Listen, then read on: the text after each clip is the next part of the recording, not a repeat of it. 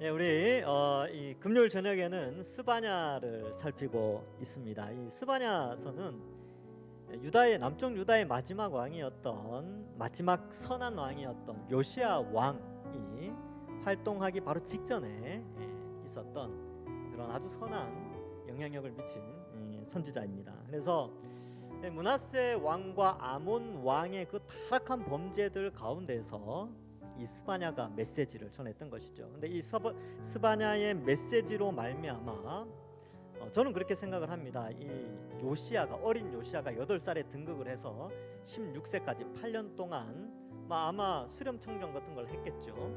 그 어린 나이에 이 스바냐의 활동으로 말미암아 영향력을 받아 16세부터 여호와 하나님을 찾고 20세부터 개혁을 해 나갔던 것으로 추정되고 있습니다. 그래서 이 스바냐서를 잘 살피는 것은 어쩌면 우리에게 어쩌면 이 시대에 우리도 역시 종교 개혁을 해야 되는 과제를 가지고 있는데 항상 개혁은 되어져야 되겠죠. 그런 과제 앞에서 오늘날 우리에게 주시는 개혁적 사명은 무엇인가, 또 우리의 죄를 돌이켜야 되는 그런 모습들은 어떤 것들인가를 함께 살펴볼 수 있어야 하겠습니다. 그래서 지금 앞에 역사를 통해서 살펴봤지만 여러분이 예루살렘 성전 안에, 그러니까 성 안도 아니에요. 성 안에 있는 성전 안에 당시에 바알과 아세라 신전이 있었어요. 그리고 하늘의 태양과 달과 별 신을 섬기는 우상도 예루살렘 성전 안에 있었습니다.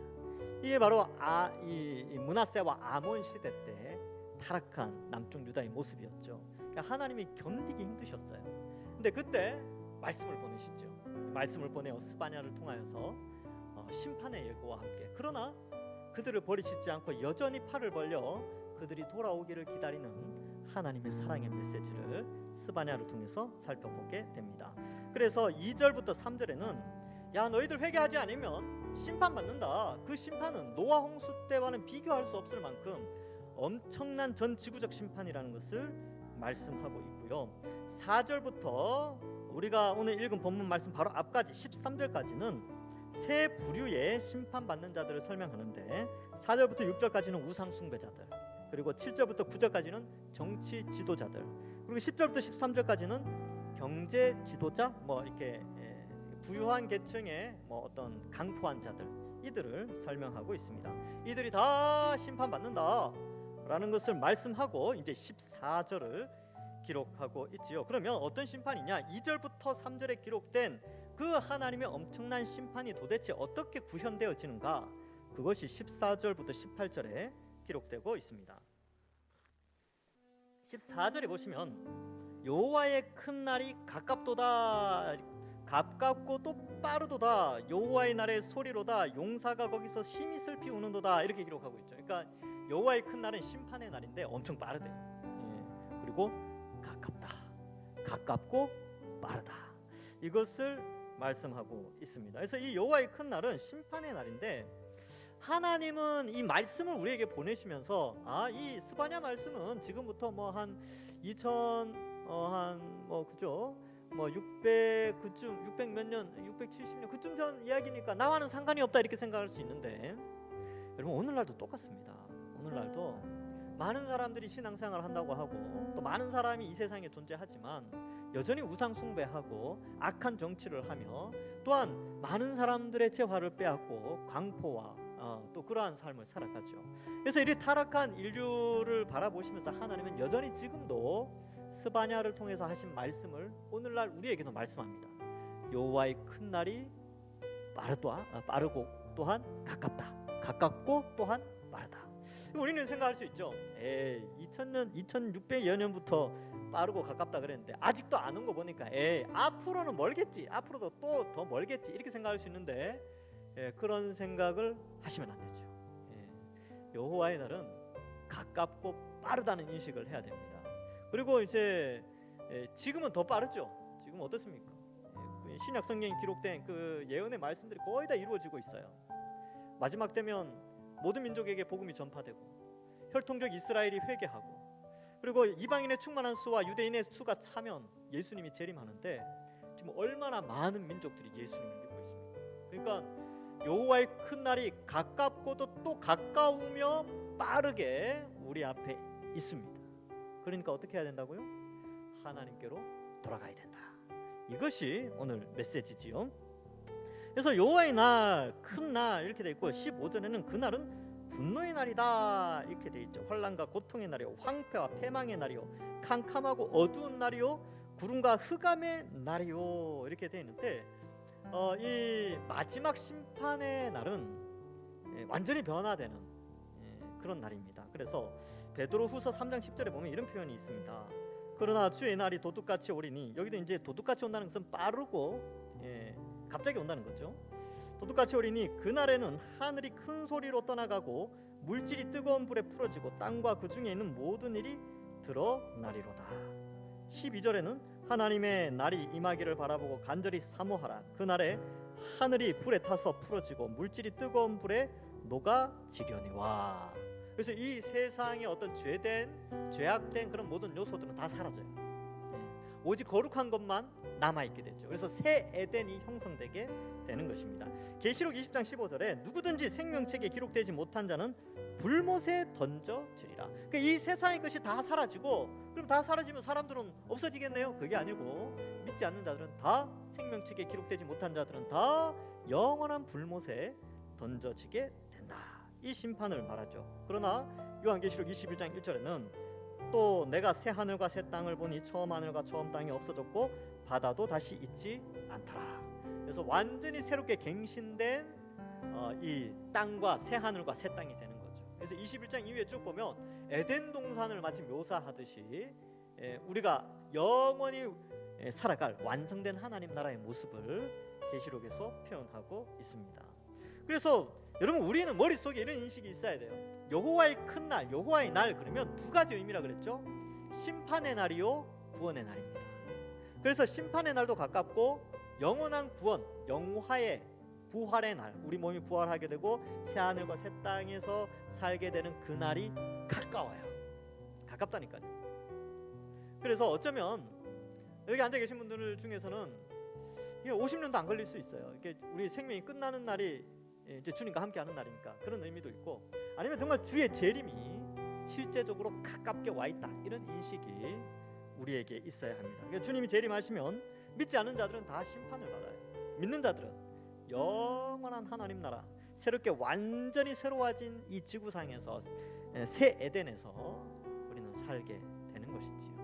그래서 그 날을 우리는 소망합니다. 근데 왜 많은 사람들이 왜 아직은 아니라고 생각할까요? 왜? 여호와의 큰 날, 여호와의 구원의 날, 주의 재림 아직은 아니지. 왜냐하면 이때까지 아니었으니까. 이때까지 살아오면서 예수님이 오신다는 생각하지도 않았고, 역사는 이때까지 쭉 예수님 오신다고 꾸준히 말해왔지만 아직도 안 온 거 보니까 앞으로도 쭉 안 오시겠지라고 판단한다는 거예요. 그런 판단이 많아질 그때 오신대요. 누구도 알지 못하는데 도둑같이 오신다고 하셨으니까. 그러니까 우리 마음속에는, 믿는 자들은 항상 주님이 언제 오시더라도 기쁘게 맞이할 준비를 하고 있어야 됩니다. 오늘날 많은 사람들이 이 눈에 보이는 것에 압도되어져서 살아가기 때문에 우리의 상당한 가치관들이 성경적 가치관이 아니고 세속적, 눈에 보이는 가치관들로 많이 형성돼 있어요. 눈에 보이는 가치관으로 형성돼 있는 사람들은 재림에 대한 감각이 없다니까요. 없어요. 그 동화 같은 이야기, 그 꿈 같은 이야기, 그건 영화에서나 일어나는 이야기지. 밖에 나가서 버스를 봐. 뭐 마력 지나가는, 뭐 오토바이 지나가는 거, 신호등 파란불 켜졌네, 빨리 뛰어야지. 그 생각을 한다는 거예요. 그래서 재림에 대한 생각보다 눈에 보이는 세상을 더 크게 바라보는 사고 방식으로 인하여 이 재림에 대해서 무감각해져 있는 것입니다. 그런데 이 재림을 간절히 소망하는 사람들이 있어요. 어떤 사람인지 아세요? 아픈 사람들, 그 다음에 가난한 사람들. 어쩌면 지금 이제 전쟁 중에 있는 우크라이나에 있는 기독교인들 있을 수 있죠, 그렇죠? 주님 빨리 오셨으면 좋겠다, 그런 사람들이 있죠. 오히려 그래서 여러분, 이 땅에서 잘 먹고 잘 사는 것이 과연 이게 신앙의 엄청난 플러스 요인이 될 수 있을까? 혹시 마이너스 요인은 되는 것은 아닌가? 이런 생각도 한 번씩 해보게 됩니다, 저도. 그래서 가끔은 우리가 생각을 해야 돼요. 우리가 좀 몸이 아프다 그럴 때는, 주님 빨리 오셨으면 좋겠다. 여기 청년들도 몇 명 있는데 안 늙을 것 같죠? 늙어요. 노화 현상이 일어난다니까. 그때 깨달아야 돼요. 아, 시간이 나는 안 늙을 줄 알았는데 늙는구나. 시간이 이렇게 빨리 지나가는구나. 연세 드신 분들 어떻습니까? 세월이 어때요?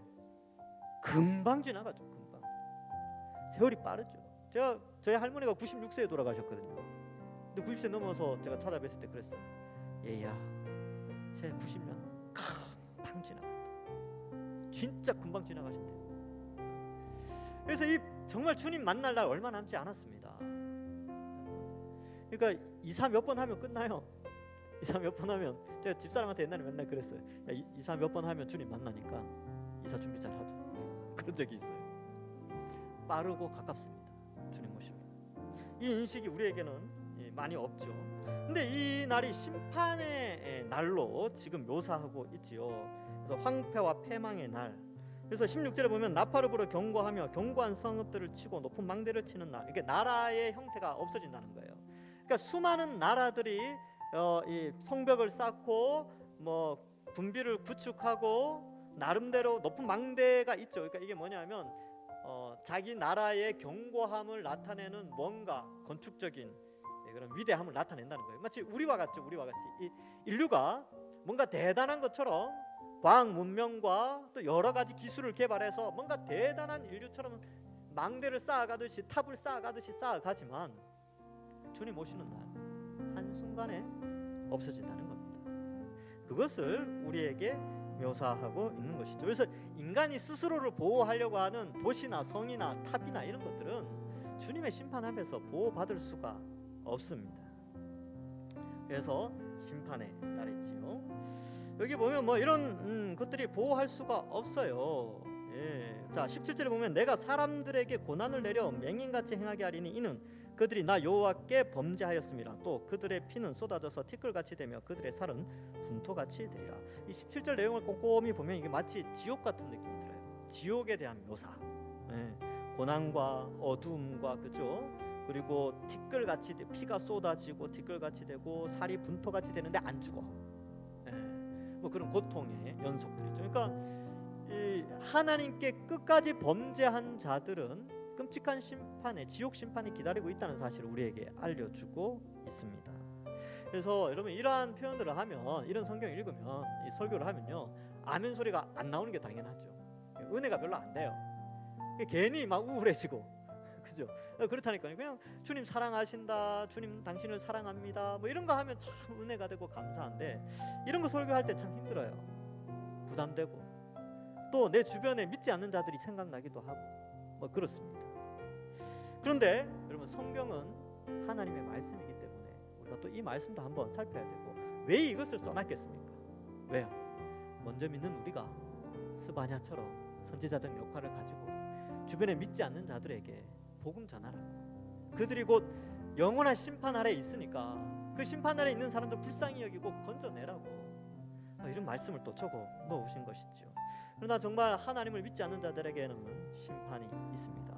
그럼 왜 굳이 하나님 믿지 않는 것 때문에 이렇게까지 심판하셔야 되는가 이렇게 의문을 나타낼 수 있는데 제가 이제 이 세가족 교육 1과에서 이거를 가르쳤어요. 뭐냐면 하나님은 하나님 나라를 만드셨죠. 주권자는 하나님, 왕은 하나님이에요. 백성은 흙으로 만든 인간, 영토는 지구와 온 우주죠. 특별히 지구에서 이 지구 위에 사람을 두시고 지구에 있는 흙으로 사람을 만드시고 하나님이 왕이 되셔서 그들을 다스리고 그들로부터 영광을 받으시는데 여러분 백성은 왕의 뜻에 순종을 해야 되죠. 그래서 백성은 순종의 의무가 있어요. 근데 백성이 만약에 내가 왕이 돼야지 이런 마음을 품는 걸 무슨 죄라 그래요? 역적죄라 그러죠. 역적죄. 왕국에서 그러니까 왕정 제도가 있는 나라에서 역적의 마음을 품으면 어떻게 됩니까? 죽음이죠. 본인만 죽는 게 아니라 몇 대가 죽어요. 조상들의 그 부관 참시라고 그러죠. 조상들의 몇 가지 다 파내서 그 명예를 다 더럽힙니다. 왜? 역적의 죄는 그만큼 끔찍하다는 것이죠. 마찬가지로 에덴 동산에서 아담과 하와가 지은 죄가 역적의 죄입니다. 왜요? 선악과를 딱 보는 순간 마귀가 유혹하죠. 너 저거 먹으면 하나님처럼 될 수 있어. 그게 무슨 말이냐면 너도 에덴의 주인이 될 수 있어. 너도 에덴의 주권자, 에덴의 왕이 될 수 있어. 너도 하나님처럼 될 수 있다니까. 먹어봐. 그러니까 보고 어때요? 먹음직도 하고 지혜롭게 할 만큼 탐스러웠죠. 아, 저거 먹으면 나도 하나님처럼 되겠구나, 나도 에덴의 주인이 될 수 있겠구나 하고 딱 먹는데 그게 역적죄예요. 하나님 다 아시죠? 그래서 죽음이라는 것이 우리에게 들어온 것입니다. 그러니까 역적의 죄를 짓는 자가 이런 심판을 받는 것은 당연하다고 생각해야지, 아, 하나님 너무하시네 이렇게 생각하시면 안 돼요. 여러분 드라마 보실 때 역적이 잡혔어요. 역적이 잡혀서 죽는 거 보고 여러분 아이고 잘됐다 이렇게 생각하죠. 와, 저 임금이 너무하시네, 임금이 좀 봐주지 이런 생각 안 해요. 역적은 나라의 질서 문제예요. 하나님 나라도 마찬가지죠. 하나님이 건설한 나라에 질서라는 게 있어요. 근데 그것을 인간이, 그것도 피조물인 인간이 그것을 어지럽힌다는 것은 있을 수 없는 일이죠. 그런데 하나님은 사랑의 하나님이시라 그러한 죄 가운데 있는 자들을 불쌍히 여기시고 그 죄의 형벌을 대신해 주셨어요. 어떻게 해요? 바로 우리의 죄의 형벌인 죽음과 지옥의 형벌을 예수님께서 십자가에서 대신 지옥의 형벌과 죽음을 대신하여 죽어주셨다니까요. 그리고 그 예수님 믿는 사람은 지옥의 형벌을 죽음의 형벌에 면제시켜 주는 거죠. 그래서 어떻게 됩니까? 주님 다시 오셨을 때에 비록 우리가 지금 죽으면 영혼이 하나님과 함께 있지만 주님 오실 때에 주님 혼자 오시는 게 아니라 이 하나님과 함께 있는 영혼들, 이미 죽은 믿음의 선배들이 다 예수님과 함께 이 땅에 내려옵니다. 그리고 육체를 가지죠. 죽지 않을 육체. 그리고 이 땅에 살아있는 사람들은 어때요? 예수님 믿는 자들은 영원히 죽지 않을 몸으로 부활되어집니다. 이 내용이 데살로니가전서 4장과 고린도전서 15장에 기록되어져 있습니다. 그리고 좀 더 추상적이긴 하지만 멋지게 표현된 곳이 계시록 21장과 22장이에요. 그래서 우리는 그 날을 소망하는 거죠. 그러니까 그 예수님을 믿는 자는 그러한 영광스러움이 있고, 믿지 않는 자들은 여기 17절에 나오는 이런 표현들, 이와 같은 자들이 되는 것입니다. 그래서 여기 보면 그들의 살은 분토같이 된다, 피는 쏟아져서 티끌같이 된다, 이 표현이 17절에 나오죠. 근데 이 표현이 계시록에도 비슷한 표현이 하나 나와요. 요한계시록 14장 20절에 보면 성 밖에서 그 틀이 밟히니 틀에서 피가 나서 말 굴레까지 닿았고 1600 스타디온에 퍼졌더라. 요거 제가 요한계시록 14장 설교할 때 요 부분 했어요.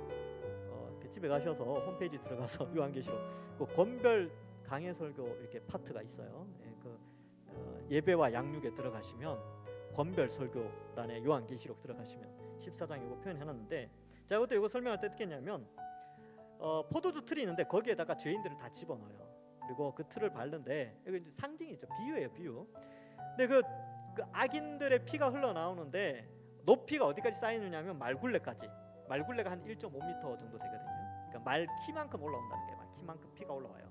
근데 어디까지 퍼지냐면 반지름 1000 스타디온, 1600 스타디온. 제가 그때 다 계산해서 알려드렸죠. 서울에서 대전까지 거리라고. 제 기억은 그래요. 서울부터 대전까지. 그러니까 엄청 반지름이, 그러니까 엄청난 수의 악인들의 심판을 묘사하고 있는 것입니다. 그 묘사와 비슷해요, 이 17절이. 근데 18절에 보면 그들은 은과 금이 여호와의 분노의 날에 능히 그들을 건지지 못한다 이렇게 되어 있죠. 여러분 영화에 보면 영화 2012년이라는 영화가 있어요. 보셨습니까? 이게 재난 영화인데 거기 보면 이제 지구에 뭐 이렇게 재앙이 닥쳐가지고 나중에 방주를 만들어요. 방주. 그러니까 배를 만들죠, 배. 근데 거기에는 누가 탈 수 있냐면 똑똑한 사람, 돈 많은 사람, 이런 사람이 탈 수 있어요. 우린 다 어쩌면 그 영화대로라면 우리는 그냥 다 죽어야 돼요. 거기에는 부자들만 탈 수 있어요. 인류의 뭐 하여튼 아주 똑똑한 사람만 탈 수 있고 권력자들만 탈 수 있어요. 영화에서는 그렇습니다. 그런데 사실은 주님 오시는 날, 주님 다시 오시는 날 살아남는 사람은 부자도 아니요, 권력자도 아니요, 똑똑한 사람도 아니라 예수님 믿는 사람들만 영생을 누리게 되는 것입니다. 그래서 여기서 이제 그 표현을 하는 거죠. 자, 그러면 여러분 18절까지 들으니까 어때요? 섬뜩하시죠? 그렇지. 주님, 예수님 믿고 나서 복 받을 것만 이때까지 생각해 왔는데 이러한 심판이 있다는, 앞으로 예수님 오시면 이런 심판이 있다는 사실을 또 깨닫게 되니까 어때요? 주변에 있는 사람들이 좀 불쌍하게 여겨지지 않습니까? 그들이 좀 구원 받아야 될 거 아닙니까? 내 친한 사람이라면 어떡할 겁니까? 내 가족이라면 어떡할 거예요? 구원 받아야죠. 주님 언제 오실지도 모르는데 오는 데는 순서가 있어도 가는 데는 또 순서가 없어요. 그러니까 이러한 경고의 마음도 우리가 가지고, 이렇게 기록하신 목적은 우리에게 회개하라고. 그 내용이 이제 요 1장의 기록 목적이 2장 1절부터 3절에 나옵니다. 자, 볼까요? 2장 1절에 보면 1절과 2절은 죄인들에게 메시지를 전하는 거고 3절은 예수님 믿는 그러니까 신앙을 가진 자라고 하는 자들에게 동시에 외치는 거죠. 이제 1, 2절을 함께 살펴보면 수치를 모르는 백성아 모일지어다 모일지어다. 왜 모이라고 하냐면요, 2절에 보면 명령이 시행되어 날이 겨같이 지나가기 전, 이 말은 앞에 나오는 여호와의 날이 임하기 전에 이런 뜻이에요. 자, 이 날이 임하기 전에 모여라. 여호와의 진노가 너희에게 내리기 전에 모일지어다 모일지어다. 여호와의 분노의 날이 너희에게 이르기 전에 그리할지어다. 이 그리한다는 게 뭐냐면 앞에 나오는 모이라는 뜻이죠. 그래서 모여서 뭐 하겠습니까? 회개하는 것이죠. 여러분, 이 일이 성취되어지는데 이 요시아가 이 스바냐의 활동 후에 16세부터 하나님을 찾기 시작해서 4년 후에 바알과 아세라 신상과 각종 우상들을 성전에서 다 제거해 버립니다. 그리고 종교 부흥 운동을 일으키고 26세 때 대제사장 hil기야를 통하여서 성전 안에서 율법책이 발견이 돼요. 율법책. 토라가 발견되니까 모세오경이 딱 발견되는 거죠. 그걸 읽어보니까 이 유다 백성들이 너무나 타락했다는 것을 그 말씀을 통해서 깨닫게 됩니다. 그래서 선포하고 종교개혁 운동이 남쪽 유다에 일어나요. 하나님께서 요시아를 통하여서 남쪽 유다를 회복시켜 주십니다. 모여서 회복하고 회개하고 그 나라를 회복하게 되는 것이죠. 이렇게 해서 이 스바냐의 이 말씀을 통하여 추후에 요시아를 통하여 종교개혁 운동이 일어났다는 사실을 우리는 알게 되죠. 그래서 여기 보면 수치를 모르는 백성이 불신자들이에요. 근데 주께로 오면 하나님 그 영혼을 살리겠다는 겁니다. 하나님이 함께 하시는 거예요. 자, 3절에 보면 여호와의 규례를 지키는 세상의 모든 겸손한 자들아. 이제는 예수 믿는 자, 우리로 치면 예수님 믿는 자들이에요. 예수님 믿는 자들에게 뭐라고 말씀하시냐면 너희는 여호와를 찾으며 공의와 겸손을 구하라, 이렇게 말씀하고 있습니다. 여러분, 이 세상의 많은 사람들은 헛된 것을 추구하죠. 또한 하나님을 믿는다고 하지만 우리도 때로는 하나님을 찾기보다는 권력을 찾고 경험을 찾고 지혜를 찾고 돈을 찾으며 그렇게 때로는 정신없이 살아갈 때가 있단 말이죠. 그러나 하나님을 찾아야 된다. 하나님을 찾고 우리의 인생의 모든 문제는 다 하나님께 있다는 사실을 깨달아야 하는 것이죠. 여호와를 찾으며 공의와 겸손을 구하라. 여러분, 공의와 겸손을 구한다는 것은, 이 겸손이라는 것은 인간이 스스로 삶을 개척해 나가며 살아갈 수 있다는 것을 포기하는 거예요. 우리는 우리 인생을 내가 개척하는 것이 아니라 하나님께 맡기는 자들입니다. 여러분, 어린 자녀들이, 우리 유초등부 오늘 교사들 오늘 특성했지만 유초등부 아이들이 선생님들이나 아니면 부모님께 찾아가서 어머니 아버지 선생님 저 이제 독립하기 시작했어요. 저 혼자 살 거예요. 저 집 나가겠어요. 이러면 여러분, 애들이 나가서 어떡하겠습니까? 보난 안 하죠. 불행한 결과가 닥칠 게 뻔히 알잖아요. 그러니까 겸손은 뭐예요? 겸손은 하나님만을 의지하는 거죠. 그래서 어린 자녀들이 어머니 아버지께 그렇게 말해요. 어머니 아버지, 저는 어머니 아버지 없이는 못 살아요. 어머니 아버지 최고입니다. 그럴 때 어머니 아버지 마음이 어떻습니까? 기쁘죠. 아이고, 기특한 거, 이렇게 생각한다는 게, 그게 뭐예요? 어린아이의 마음이죠. 겸손의 마음. 그래서 우리는 겸손을 구해야 돼요. 내 경험, 내 지식, 여러분 돈이 많습니까? 내 돈, 내가 가진 권력, 힘, 경험, 그거 의지하지 말라는 거예요. 하나님만을 의지해야 된다. 그것을 우리에게 말씀해주고 있습니다. 공의는 무엇입니까? 하나님이 기뻐하시는 공의, 정의를 행하고 사람을 사랑하고. 뒤에 나와서 이제 설명을 하는데 여기 3장에 가면 나와요. 하나님이 기뻐하시는 공의는 그런 것들이죠. 세상 사람들로부터 물론 빛과 소금의 역할을 감당하는 것이죠.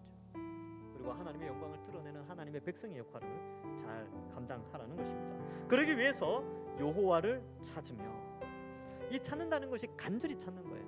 여러분, 지갑을 잃어버려 보신 적이 있으십니까? 저는 제가 아끼는 물건을 한번 잃어버린 적이 있어요. 집안에서 잃어버렸어요. 이제 동산교회 와서 이사하잖아, 이사. 그래서 막 짐 정리를 막 해놨는데 내가 아끼는 물건이 어디 있는지 기억이 안 나는 거예요. 얼마나 찾았다고요. 집사람한테는 비밀이었죠.